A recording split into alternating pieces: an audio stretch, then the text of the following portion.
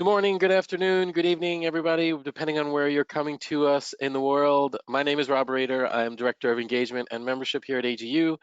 Proud to help our Atmospheric Sciences sections bring you these webinars, which are a collection of talks from AGU's 2019 fall meeting. This was from the past into the future. This is part 6 of this 8-webinar series. So we've got 2 more after this one. Definitely suggest you check those out. But I'll go ahead and introduce our speakers in a moment.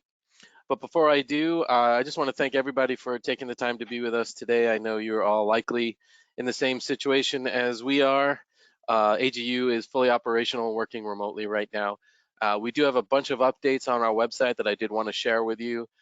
Feel free to check those out. They're right at the top of the main page.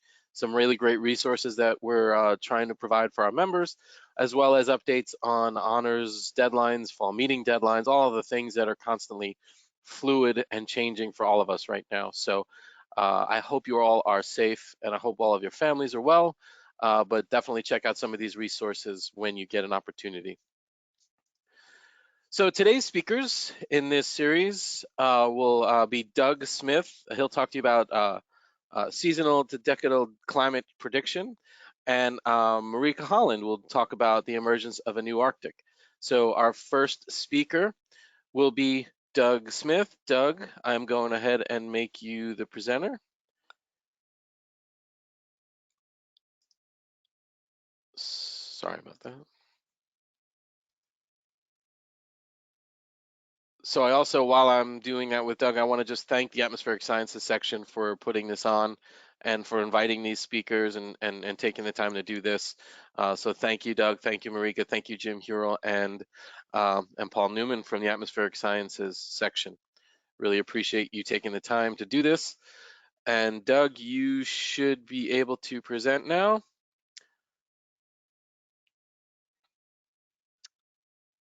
Okay, are you seeing my screen?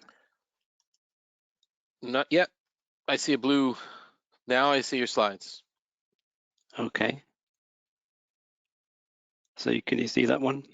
I can. You're good to go. Thank you, Doug. Okay, great. All right, so thank you everybody for tuning into this session. I'm going to talk to you about seasonal to decadal prediction.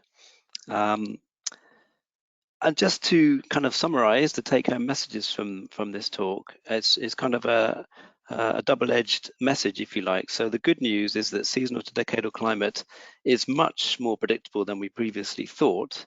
And the bad news to do with that is that there is a serious deficiency in climate models. So hopefully by the end of this talk, you will understand all of that. Okay, so I'm going to illustrate this by really focusing on forecasts of the North Atlantic Oscillation. So this is the leading mode of winter sea level pressure variability in the North Atlantic.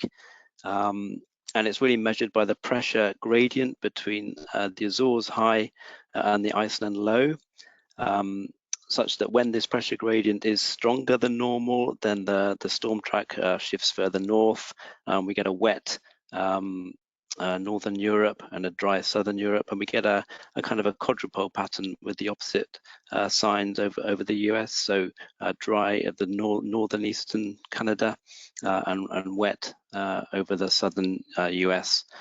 And then in the opposite phase, we have the negative North Atlantic Oscillation. So the pressure gradient is weaker than normal and the storm track moves south with corresponding impacts, so rainfall and temperature. So obviously this affects our winter climate in the eastern US and Europe. So it affects electricity generation and demand, transport, water resources, insurance, stuff like that. So if we can predict the North Atlantic Oscillation, then it would be highly advantageous. Okay. So it seems that atmospheric circulation, like the North Atlantic Oscillation, is a major source of uncertainty in climate predictions and projections. And to illustrate it, I've shown this paper from Clara Dessler et al., which shows huge uncertainty in projected 30-year trends for the North Atlantic Oscillation and associated climate impacts. So what these maps show is 2 projections from 2 different ensemble members from the same climate model simulation.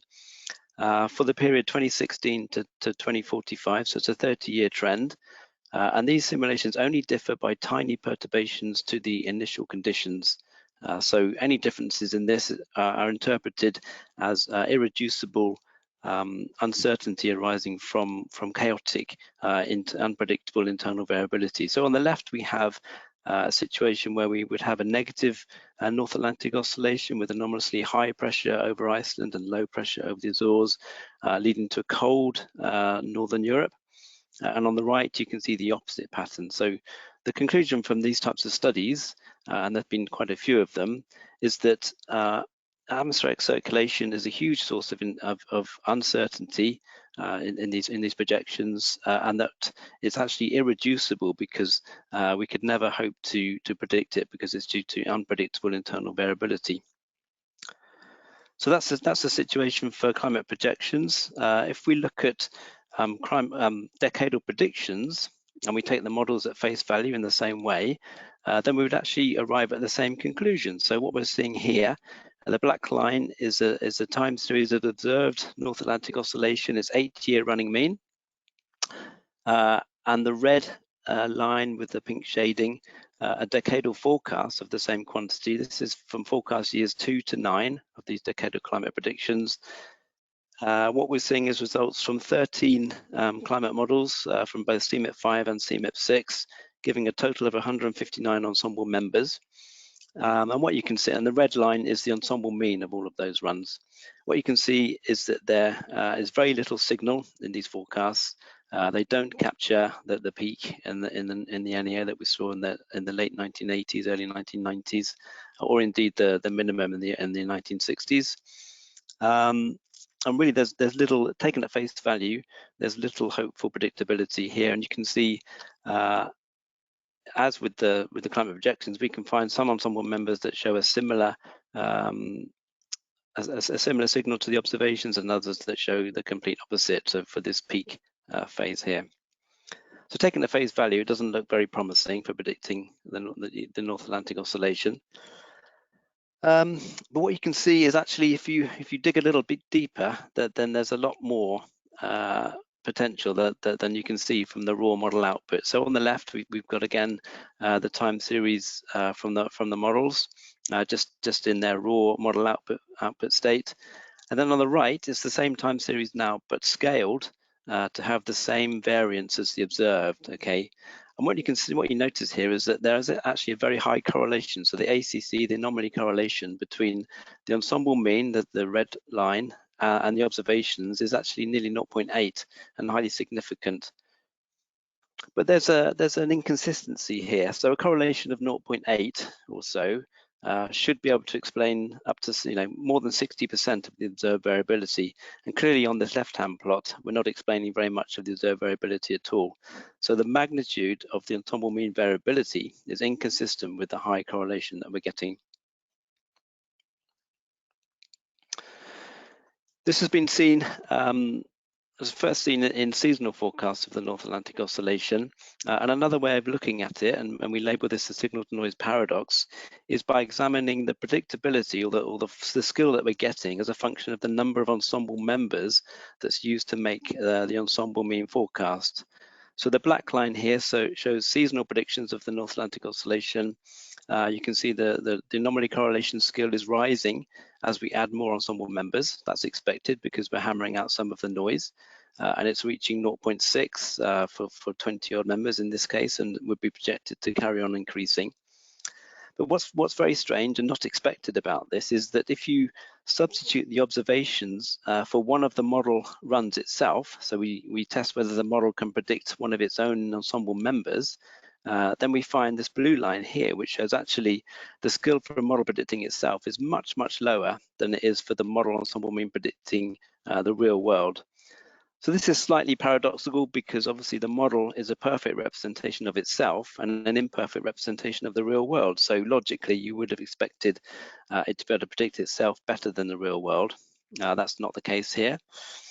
And what it means is that different model ensemble members are not alternate realizations of reality of what could have happened, for example, if a butterfly flapped its wings. It means you can see that we need a very large ensemble to extract the predictable signal, to hammer out all the noise and get the signal that we're after, and then we can get a skillful forecast. But all of this really undermines the basis of ensemble prediction that's been established.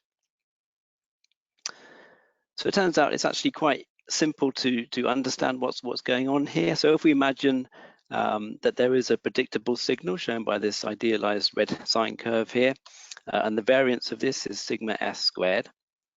Okay, now on top of that signal there will be some noise which is unpredictable. So the black line shows the total variance sigma squared, of which sigma s squared is the predictable signal. So if this is the observed situation where we have a large predictable signal and a little bit of noise on top, what's actually happening in the model world is the right-hand plots here, where we have a much smaller predictable signal and a lot of unpredictable variability on top of that. So it turns out that the total variability, the sigma squared, is the same in the models and the observations, but what's different is the proportion of that variability that's predictable in the models is too small. So the sigma squared s is too small in the model simulations compared to what it is in the real world. So it's really the signal to noise ratio. Right, let's see if I can get rid of this. Okay, so we can actually quantify this by computing what we're calling the predictable component, which is really the variance of the predictable signal divided by the variance of the total variance, and we're just taking the square root for convenience here. So we're calling the predictable component sigma s divided by sigma. Okay. Now it turns out that for the observations, the predictable component can be estimated from the anomaly correlation between the forecasts and the observations. This is actually a lower level of predictability, because if we can achieve it now with the imperfect models, then we might expect it to increase in future. So this is a way to measure the predictable component in the observations. Remember, r squared is the fraction of the variability that can be predicted. We've just taken the square root for convenience. The model predictable component is really the model signal, which is the variance of the ensemble mean divided by the variance of individual members, again with the square root taken for convenience. So we can measure both of these quantities, and then we can define the ratio of predictable components, which is the predictable component in the observations, the r, divided by this predictable component in the model world, the ratio of the ensemble mean standard deviation to the ensemble member standard deviation.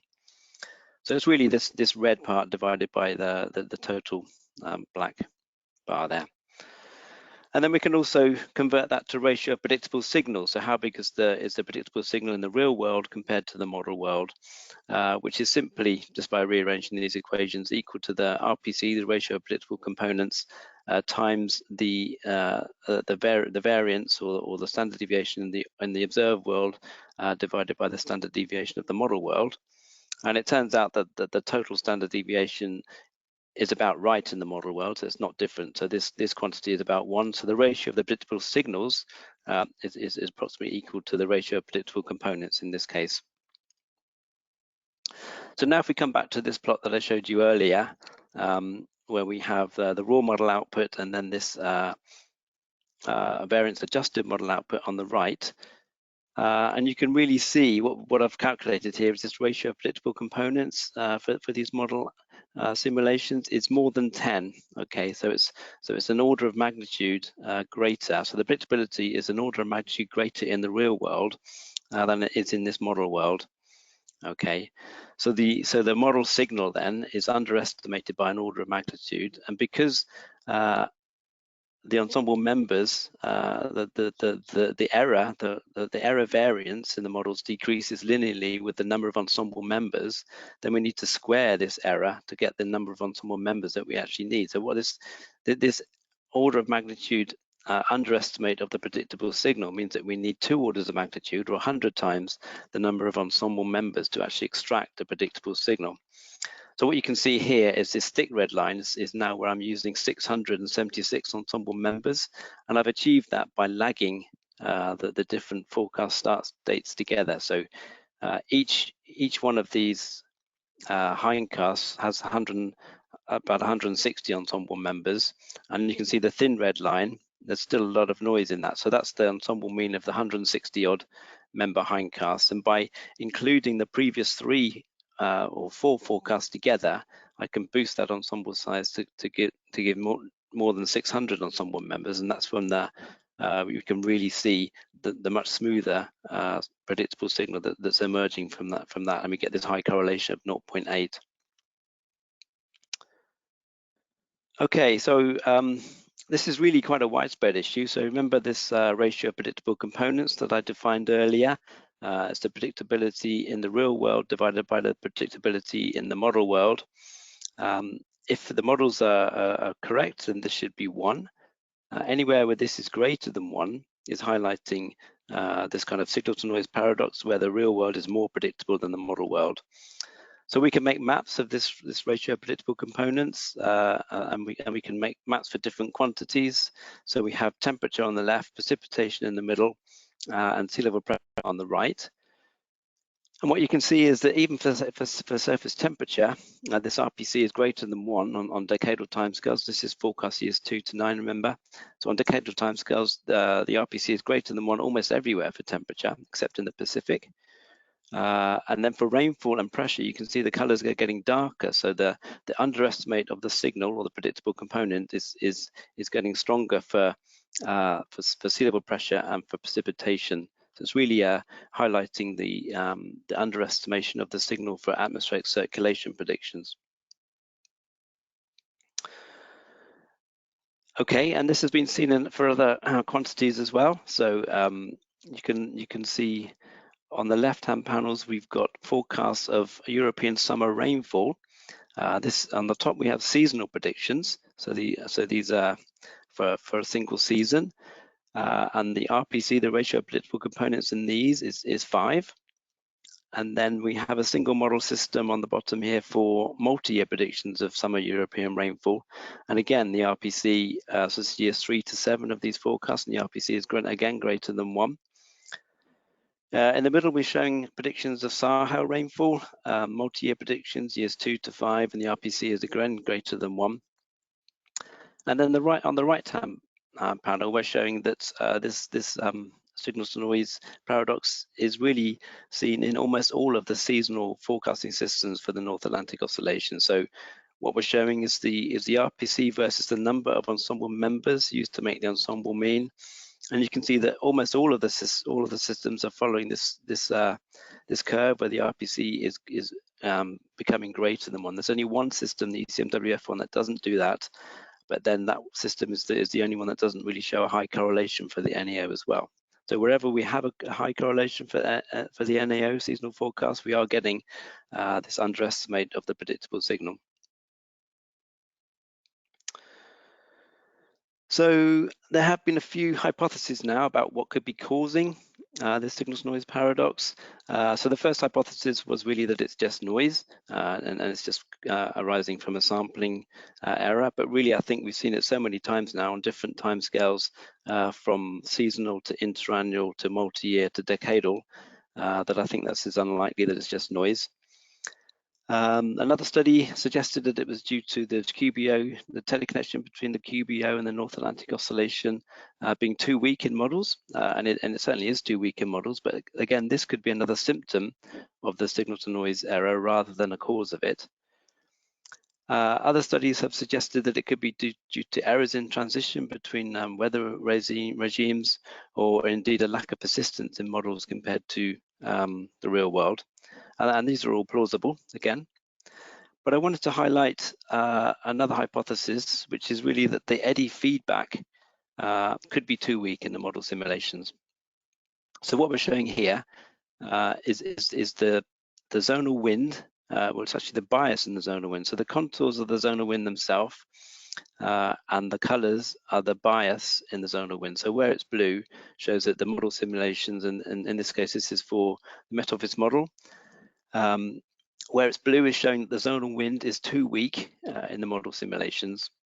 And then what we're showing on the bottom plot here is the Eddy momentum flux convergence, so d by dy of u dash b dashed, okay. So this is what's kind of driving the jet, if you like. And you can see that that also is too weak in these model simulations. So the idea is that this eddy feedback, which is important for amplifying signals in the North Atlantic jet stream, could be too weak in the model simulations. Now the plot on the right, it gives a hint that maybe as model resolution, horizontal resolution is increased, then this eddy feedback strength may also increase. So what we're showing here is a measure of the eddy feedback strength. It's really this momentum flux convergence converted into, regressed onto a change in the North Atlantic oscillation, although, yeah. And on the left hand of this plot, we're showing the results from observations or from reanalyses. And then as we go towards the right, we're showing model simulations, but for increasing or decreasing model resolution. So right on the right, we have a low resolution of 150 kilometers. And then as the resolution is increased, there's some suggestion that this eddy feedback is becoming stronger in the model resolutions. It's not really until you get to about 10 kilometers that you maybe see something that starts to encompass the observations. So the conclusion from this study would be that the eddy feedback appears to be too weak in the model simulations, and actually we're still a little way off being able to resolve that properly to get it to the strength of the observations. So we would need at least 10 kilometers to do that.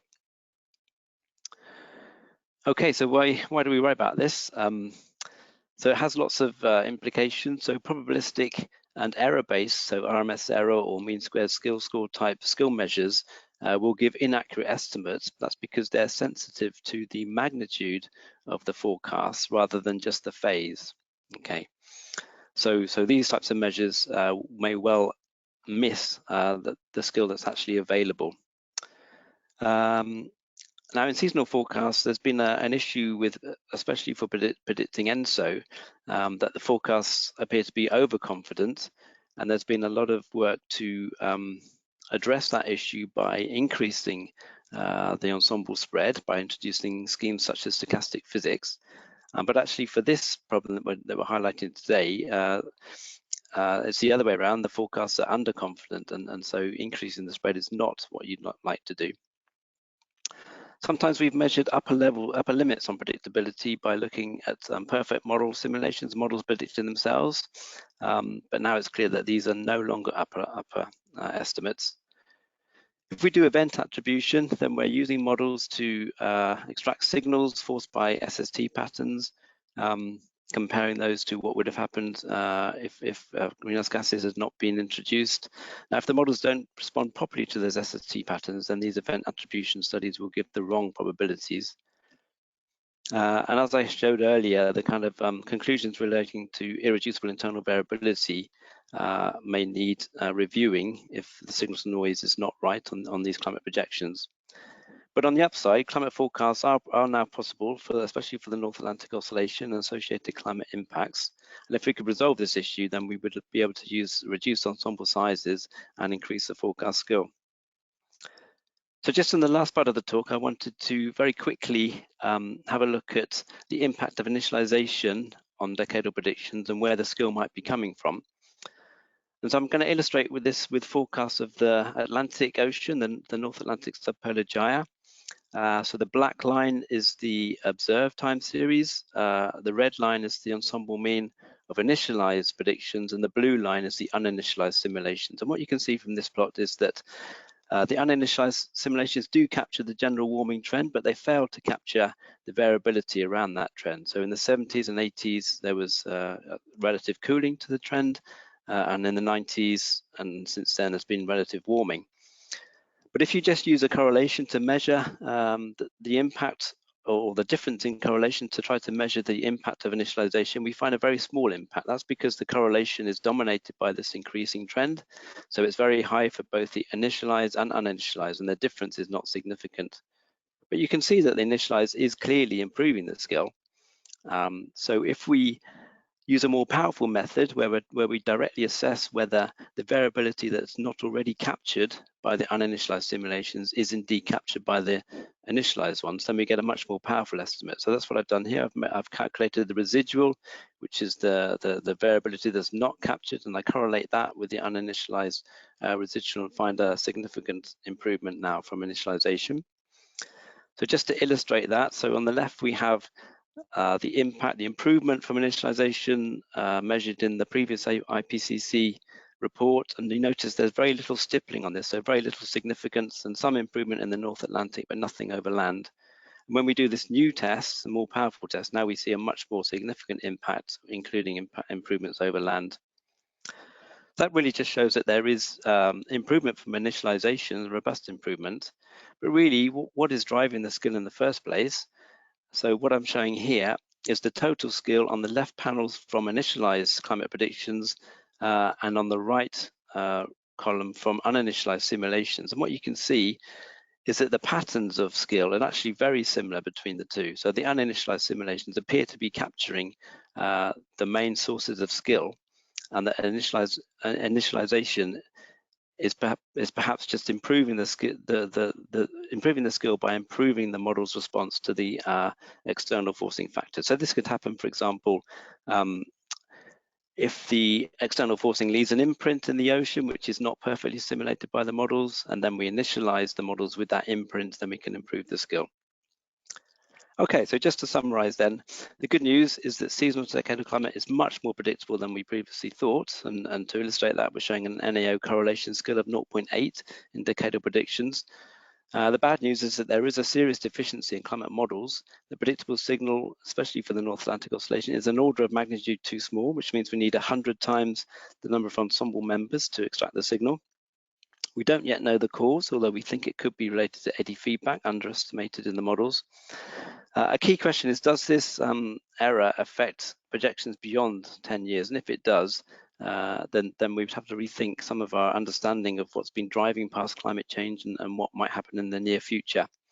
And related to that, I think we really need to understand the role of external forcings, especially solar, volcanoes, ozone, and aerosols in more detail. So thank you very much for your attention, and I'll stop there and go for questions. Thank you. Thank you, Doug. Appreciate that. So if you'd like to ask Doug a question, you can do so using the question functionality. You can type it right in there, and I can convey that to Doug. Or you can go ahead and raise your hand by clicking on yourself and just clicking that little raise hand button, and I can then unmute you and you can ask your question on your microphone. So let's see, we do have a question coming in from Isla. Isla, thanks for the question. Doug, you emphasized that the fact that this is seen on many different timescales indicates it's very unlikely to be noise. I'm curious how distinct the decadal and seasonal timescales are, e.g., if you filter out the decadal component, do you still see the signal to noise paradox on seasonal timescales? Or does the seasonal predictability have a large influence from the lower frequencies? Yeah, so if you look at the North Atlantic oscillation on seasonal timescales, it's really dominated by interannual variability, and the contribution to that from the decadal timescales is much smaller. And it's also seen in other things like summer European rainfall, and we also see it, we believe, in even things like the MJO teleconnection. All of the models simulate the MJO teleconnection that looks like the observations, but all of them are weaker than the observations. So it really does appear to exist on a range of timescales. All right, thank you, Isla, for the question. Robert is asking, shouldn't the ocean be included in the system? So the ocean is included. These are a couple model simulations and hindcasts that I've been assessing. Does that answer your question?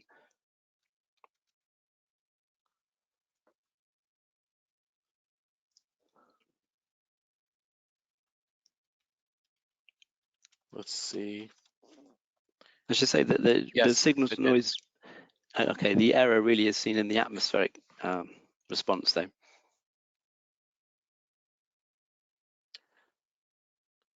All right, we've got a couple more minutes for questions. If anyone would like to ask one, please feel free to do so. Don't be shy. Oh, good. We've got somebody with their hand raised. Let's see. Balu, if you don't mind, I'm going to go ahead and unmute you so you can ask your question of Doug. Go ahead. You're unmuted.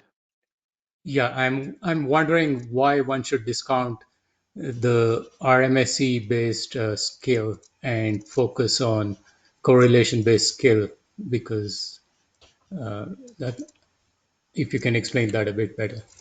Sure. Okay, so the RMS error type skill is really sensitive to the magnitude of the forecast. So in this left-hand plot here, you can see that if we were to measure the RMS error of the ensemble mean, it would be very large because there's basically no signal or very little variability. So we would have very big RMS errors. So the root mean squared difference between the ensemble mean and the observations would be very large. Whereas the correlation is not sensitive to the magnitude of that of the variability. It's only sensitive to the phase. So to illustrate it, if you increase the variability to match the observations, you can see a clear correspondence and a high, and that's what the high correlation is showing. It's showing the potential for skill, but to realize that skill, you have to post-process the model output to change the variance in some way. I think I understand that, but I mean, in a practical sense, is that useful to focus just on the ACC, right? I mean, in a practical sense, and in the sense of being able to predict the future. Yeah, I think it is useful because if you don't Okay. use the ACC, you will draw the conclusion that there's very little predictability and therefore not make a forecast, whereas actually we can make a forecast, but we have to adjust the variance of the ensemble mean. So we need to use a very large ensemble to extract the signal, predictable signal, and then we need to adjust the variance of that to make a realistic forecast. But we can do that and make realistic forecasts. Oh, sorry. All I'm saying is, even if you did have a very large ensemble, the fact that you have a much smaller predictive component while the variance is comparable in the models as compared to the observations, that's a fundamental problem. It's a fundamental problem with the models. It shows that there is a serious deficiency in the models, but it doesn't mean we can't make a forecast. We can still extract the predictable signal from that very large ensemble, and we know it's too weak, so therefore that we can adjust its variance and make a realistic forecast. Okay, thanks. Thank you so much for your question. I appreciate that. Couple of other questions while we have the time. Thank you, Balu. From Tim, your conclusion about the need for higher resolution models is very well taken. My question / comment is that John Green showed in the 70s that the persistence of blocks is very much linked to eddy mean flow interactions. Hence, I think the results you show about poor eddy mean flow interaction is consistent with the poor regime persistence. Yeah, it may well be. I wouldn't dispute that. It could be. Thank you, Tim. Looks like we've got one more minute here, so let's take another question here from Bjorn. Thanks for the very interesting talk. Just a question regarding the signal to noise paradox. What makes you believe that the signal to noise paradox is a result of model insufficiencies and not so much of the initialization itself? Yeah, okay, that's a fair question. So a couple of things that we can compute. So we can, I don't have the plots to show this, but we can compute the ratio of predictable component statistic for uninitialized simulations, and we do see that it's greater than 1 for those as well. And then the other plot I was going to just show again was this one where we see the total skill. You know, it's not surprising that the RPC is greater than 1 for the uninitialized simulations because the skill is pretty similar actually for in many regions. So, for example, for the Sahel rainfall, the skill is very similar for the uninitialized simulations compared to the initialized ones. I don't have the maps of the RPC, but we have computed those, and you can see that the RPC is greater than 1 for the uninitialized simulation, so showing that it's not just coming from initialization.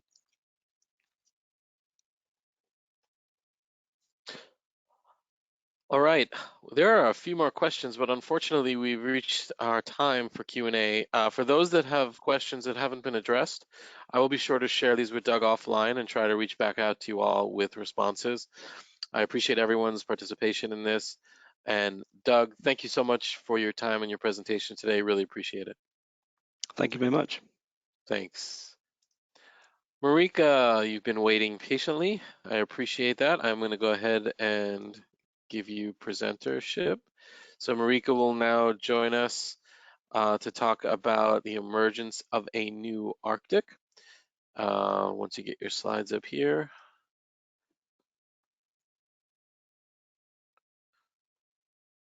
All right. Are you able to see those?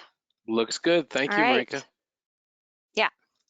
Well, thanks everyone for joining us today. So I'm Marika Holland from the National Center for Atmospheric Research, and I'm going to be talking with you today about the emergence of a new Arctic.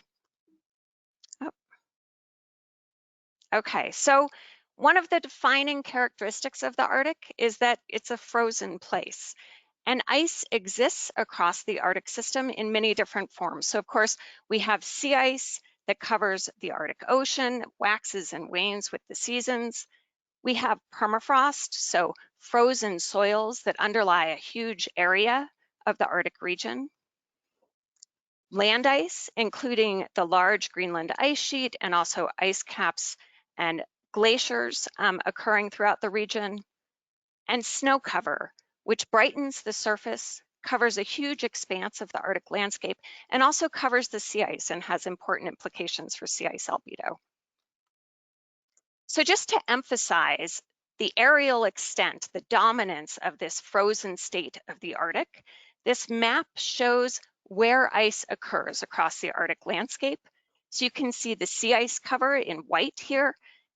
Its historical extent for summer is actually shown by the green line.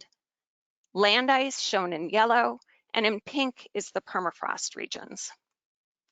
And in terms of the area of those regions, summer sea ice historically, when it was at this sort of green line, covered an area that's about the same size as the contiguous United States, so a very large region.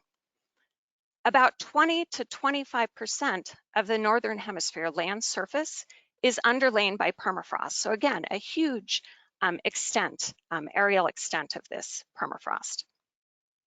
And in terms of land ice, Greenland is over 3 kilometers thick at its thickest point. And of course, if that land ice were to melt, it would raise sea levels by something like 7 meters.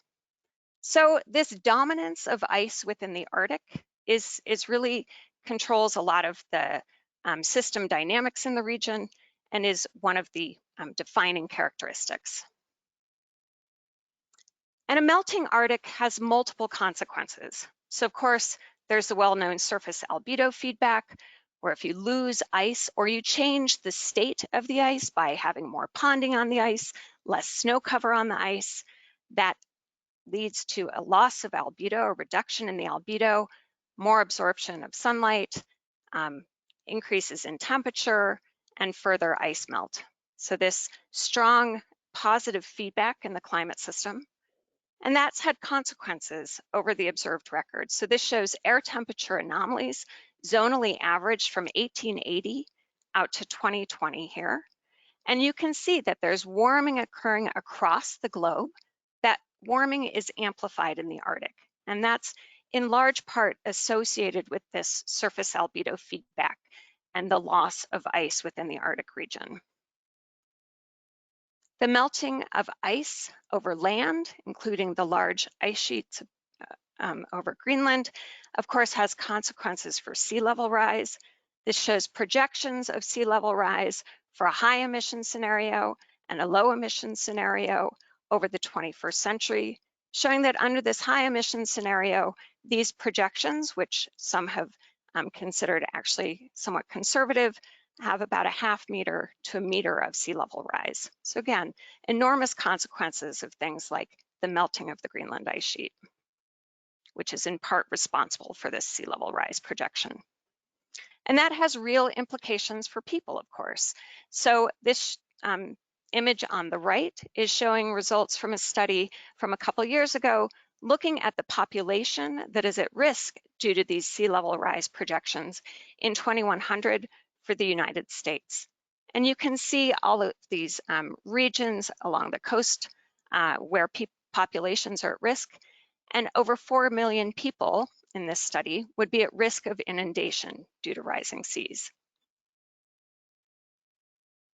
The thawing of permafrost is also directly impacting the Arctic right now.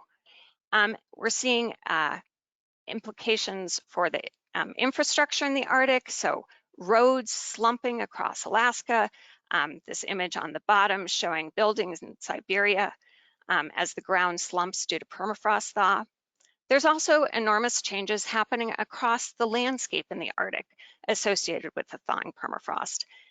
These drunken forest regions, changes in hydrology over the landscape, coastal erosion as these ice-rich permafrost bluffs thaw and slump into the ocean. So these things are happening now, and they're impacting local communities. And in terms of looking into the future, the estimates are that this will continue and accelerate. So this shows future infrastructure risk associated with thawing permafrost. And estimates are that by 2100, in the state of Alaska alone, $5.5 billion of infrastructure damage will occur under these climate projections, with about half of that due directly to permafrost thaw. So again, these things are happening now, and the implications are that they will continue and have huge economic costs associated with them. So the Arctic is this defined in part by its frozen state. And the melting of the Arctic has these enormous consequences, both locally within the Arctic and across the globe. And I want to emphasize that the Arctic is indeed melting. And I think this photograph that was taken last year on the sea ice around Greenland is just a beautiful indicator of this. So this is actually showing a dog team and some scientists recovering instruments. And you can see that the sea ice cover is completely covered by meltwater. So the Arctic is melting and it's changing very rapidly. In terms of Arctic sea ice loss, we have a good record of Arctic sea ice cover starting back in 1979 from satellite observations. You can see the record for September here from one year to the next, and there's this overall downward trend. So over this observed record, the loss of sea ice, the linear trend, is about 13% per decade, and we've lost something like half of the Arctic sea ice cover over this 40-year period. This shows where the trends are occurring. So the gray shading in the North Pole region here is just where there's a data outage from the satellite, but you can see that there's large ice loss occurring in the summer months across the edges of the ice pack. So we're just retreating the sea ice into the Arctic. So ice loss is occurring in September. That's when it's occurring at its largest rate, but we're seeing significant ice loss in terms of sea ice loss throughout the year. We're also seeing the Greenland ice mass loss is increasing. So this shows results from the GRACE satellite data. On the right, you can see the time series of the mass loss of the Greenland ice sheet, and the map is showing where that ice loss is occurring. So that loss of ice volume has tripled since the early 1990s, and Arctic land ice loss has contributed about 30% to sea level rise since 1992, and all the suggestions are that this will continue and increase into the future. We also have evidence that the permafrost is thawing across the Arctic.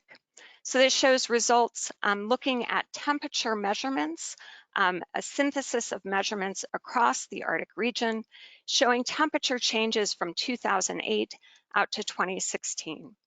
So there's evidence that permafrost has warmed globally since 2008, with those large implications for things like infrastructure in the region. So the Arctic, this state of our climate that is defined by its frozen component, is really disappearing in many ways. So we've seen rapid sea ice loss. We've seen increases in the melting of the Greenland ice sheet. We've seen rapid Arctic warming at rates about twice what the global average is happening. We're seeing things like increases in wildfires across the Arctic landscape with consequences for greenhouse gas emissions and aerosol emissions. We're seeing rapid coastal erosion occurring. We're seeing changes in hydrology. We're seeing changes in biology. So the list goes on and on. The Arctic system, as we know it, is changing dramatically and rapidly. But it's also important to note that the Arctic is home to large internal variability. So this is indicated here just by looking at a map of surface air temperature in winter from the ERA interim data set. And you can see that this standard deviation of air temperature is largest over the Arctic region. And that's a consequence of these positive feedbacks that are present in the region and variability being larger in that region than elsewhere, and other dynamics that cause large variability in that region. So how do we know when a new Arctic has really emerged? How do we look at these changes that are happening there that are very large and rapid, and figure out when those changes exceed the extremes that we expect from this large internal variability in the region? So I'm going to show some results that use models to quantify the internal variability and force change. So this is using the CESM large ensemble. These are 40 simulations that are run from 1920 to 2100. These are all subject to the same external forcings, so the same changes in greenhouse gas emissions, changes in solar variability at the top of the atmosphere, et cetera. But they have these small perturbations in their initial state in 1920 that are just round off level changes in the air temperature. But because the system is chaotic, each simulation, those errors will grow and they will follow somewhat different trajectories over time. So we can quantify the forced response in these by looking at the ensemble mean of these simulations because they're all subject to this same external forcing. And then we can quantify the internal variability as the variations about the ensemble mean of those forced simulations.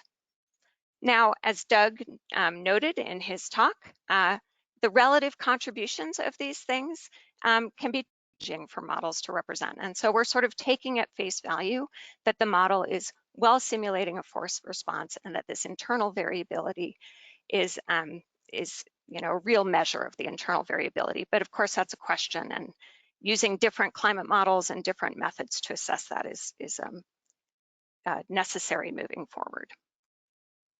And just to note that the change over time in the real system is, of course, a combination of both internal variability and a forced response. Okay, so what does this look like for Arctic sea ice loss? So I'm actually going to just run through a series of time series from different ensemble members. So you can see the observation shown here in red. This is just a single ensemble member shown in blue for the September areal extent of sea ice in the Arctic. Okay, so in this simulation, you might look at it and say, oh, it's a little bit less than what was observed. Perhaps this model has too little sea ice loss relative to observations. This simulation, run with exactly the same model and exactly the same forcing, has a simulation of September sea ice loss that looks very comparable to what's been observed. Another simulation has ice loss or very stable sea ice, actually, until about 2010, at which time it undergoes a rapid retreat. You can see ensemble members that show comparable to what's been observed, but then have increases in sea ice over a decadal time period before they have a very rapid sea ice loss event, moving from conditions close to the year 2000 to near ice-free conditions in the Arctic in a matter of less than a decade. So you get the picture here. There's enormous internal variability in the sea ice cover simulated by this climate model. So this is what we're left with in terms of all 40 ensemble members. They're all shown in the blue. There's 40 individual blue lines here with the observations overlaid. So you can see that there's a strong boundary forcing detectable. All these model simulations reach near ice-free conditions in the mid-21st century or so, but there's also very significant differences between trajectories due to internal variability. And so if you're just looking at decadal trends, you can see that even in the 21st century, with this rapid warming, the model simulates decadal trends that are increasing in some instances. So this just shows a histogram of all possible decadal trends from this large ensemble for the 2000 to 2020 time period in black, and the 1920 to 1940 time period in blue. So you can see this shift to negative trends, but you also see that there's an enormous range in terms of what type of trends might occur on decadal timescales. And again, in the model, this is purely associated with internal variability. And this means that things like predicting the timing at which the Arctic first reaches ice-free conditions is really challenging. And there's about a 20-year irreducible uncertainty just associated with internal variability for the timing of ice-free conditions in the Arctic Ocean. Now, sea ice isn't the only aspect of climate change in the Arctic that is subject to this large internal variability. It's also true for things like surface air temperature. So this shows the amplified Arctic warming projected to occur in the Arctic, in this case for 2050 from these climate model simulations for this September, October, November time period. So as has been observed, we project that the Arctic will warm more than the rest of the globe moving into the future. And this amplified warming in the Arctic has a very distinct seasonal and meridional structure. So this shows surface air temperature change, the ensemble mean of these simulations for 2050 relative to the early 20th century as a function of latitude on the x-axis and month on the y-axis, month on the x-axis, latitude on the y-axis. So you can see the amplified warming in the high northern latitudes centered over the Arctic Ocean. And you also see that that amplification signal is largest in the fall months and moving into the winter. This shows the standard deviation of surface air temperature, also shown as a function of latitude and month here for the 1920s. So you can see that just the internal variability of air temperature within the Arctic has a pattern that is quite similar to this change signal. So what does this suggest for the emergence of this signal when this signal rises above the internal variability in the climate system? Well, we can quantify that by looking at a time of emergence.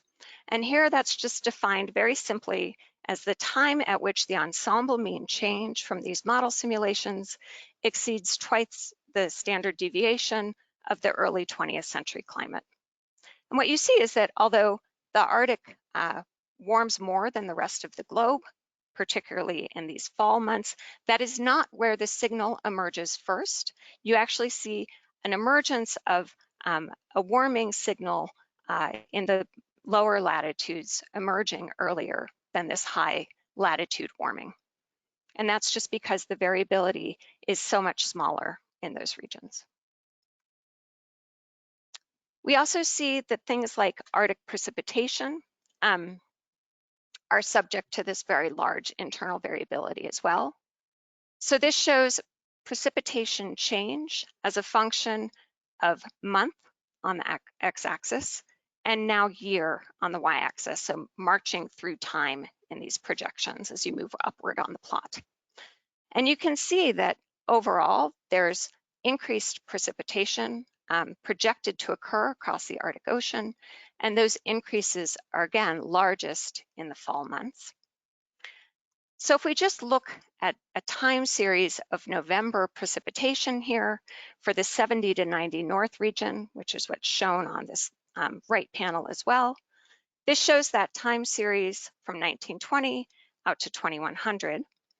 The black line here is the ensemble mean, and the gray shading is the range associated with variability. So it's the range across these 40 ensemble members. So you can see that over the 21st century, precipitation increases across the Arctic, but there's also this very substantial natural variability, internal variability in the system. And you see that it's not until something like 2040, at which time this signal emerges from this background noise, when the ensemble mean change exceeds this range that's associated with natural variability. So again, there's large changes occurring in the Arctic region. Those changes are projected to continue and often accelerate into the future.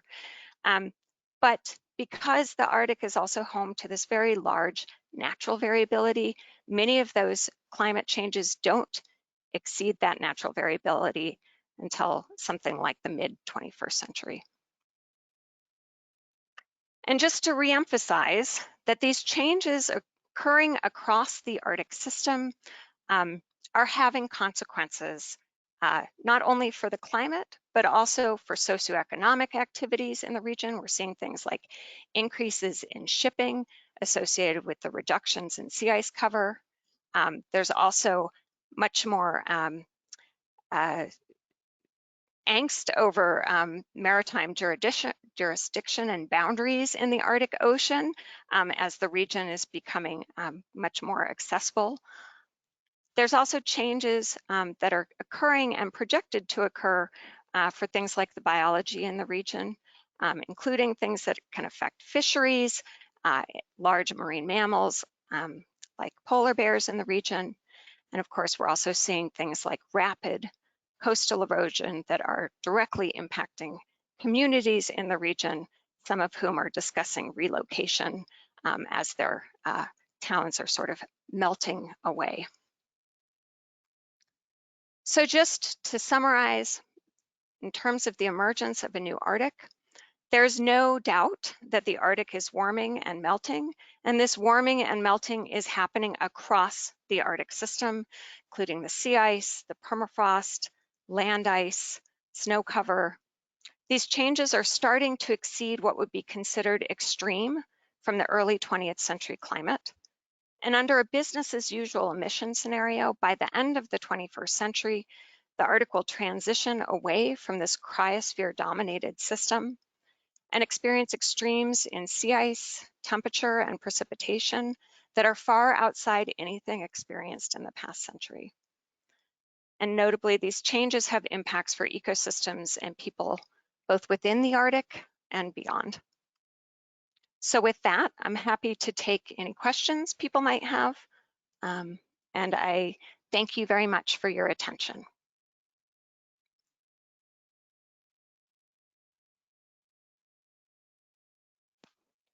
Thank you so much, Marika. I appreciate that. Let's go ahead and take a look at the questions that are coming through right now. Let's see.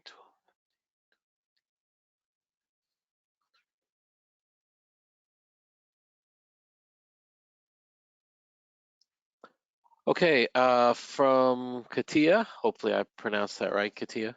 How can you rule out that ice loss and warming since 1979 is not, or maybe the 1970s, is not part of a multi-decadal cycle? Or is this your presentation? I'm sorry.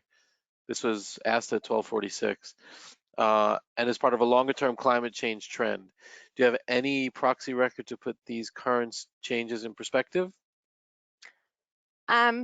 So there are some proxy records of sea ice, things like ice rafted debris from ocean cores that can give you some indication of how sediment is being transported by sea ice. There's also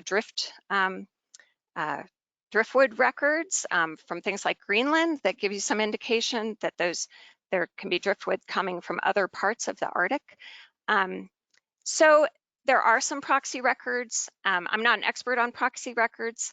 They're challenging for sea ice, honestly, but there is evidence from them that the changes that we're seeing in the recent decades are outside what we've experienced in the Arctic for a very long time. There's also a lot of evidence from things like climate models that in terms of the ice loss that has occurred since the 1970s is well outside the kinds of things that we would expect from natural variability alone. And these climate models do simulate, multi-decadal variability in the Arctic, as shown in some of these figures that of the sea ice time series that I showed. All right, thank you. Thanks for the question, Katia.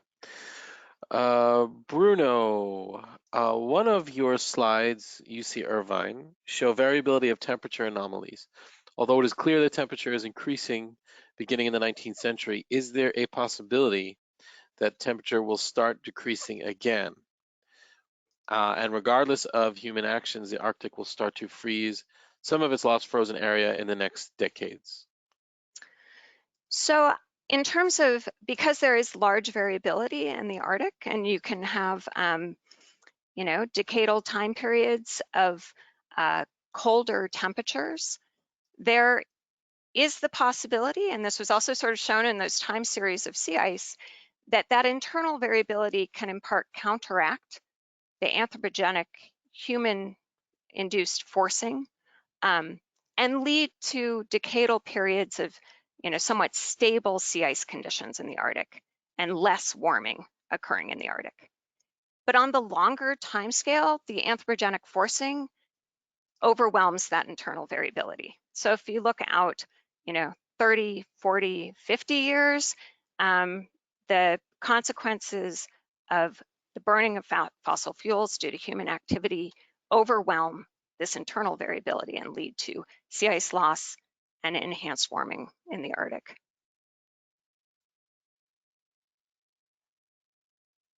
All right, thank you. Let's see. From Richard.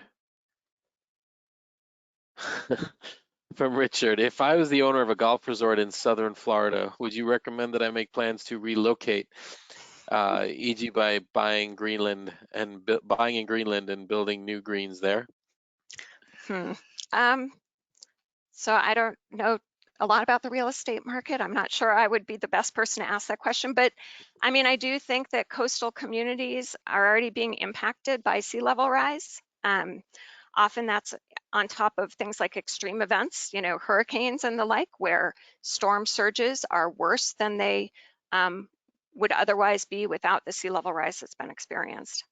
And the indications are that sea level rise will continue into the future. So, I mean, I think there are real questions for coastal communities on how to manage this. And I know that, there's a lot of people in the water management community that are worried about their sewer systems, et cetera. So I'm not going to advise you where you should buy real estate or where you should sell, but I think these things are things we need to take very seriously, and they have huge economic implications.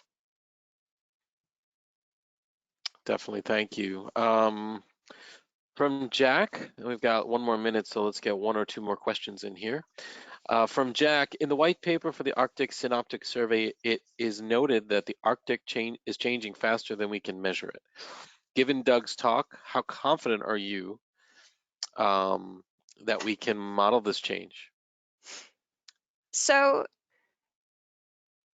the models predicted things in the 1970s and 1980s, even with simpler climate models that we have now seen come to pass. So those models predicted Arctic sea ice loss that would in part drive amplified warming in the Arctic region. They predicted those things before we observed them. So I think there's lots of aspects of the models where they are skillful in their long-term predictions and their the impacts of this boundary forced change, rise in greenhouse gases primarily on the climate system. Some of these details, though, in terms of things like the relative contribution of internal variability versus forced change, I think are complicated. They're somewhat challenging to assess from observations where we have a fairly short record. But I think, you know, there's paths forward to do this. Some of those are intercomparisons of models. Models have quite different variability that they simulate. There are now multi-model large ensembles, so large ensembles that have been run with a multitude of models. So we can look at this distinction between internal variability and forced change in more than one model, understand why they're different, and in doing that, learn something about the system and how to improve our models. I think there's also a need to constantly be improving our models and taking insights from field observations, satellite remote sensing, et cetera, and the processes that they describe, that they inform us on in terms of the climate processes, and incorporate those in better ways into our models. So there's paths forward, but there's definitely uncertainties as well. Thank you for that question, and thank you, Marika. Unfortunately, we've sort of run out of time. There are a few more questions that I will share with you offline so that we can try to get some answers for folks, because there are some really great questions coming through. So Marika, Doug, thank you so much. I'm going to go ahead and wrap things up here.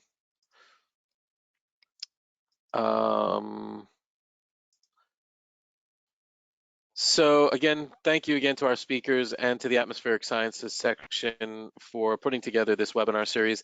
You can find the archived webinars as well as a couple of webinars that are remaining. You can register for here at this link. You'll also receive an email after this webinar with a link to the recording so you can watch it again or share it with colleagues. You're welcome to do that. Thank you again to Jim and Paul for your leadership of the Atmospheric Sciences section and bringing these talks forward to the Earth and Space Science community. Very much appreciate the time you've all taken to do that. These are ways you can connect with AGU, just in case you aren't already.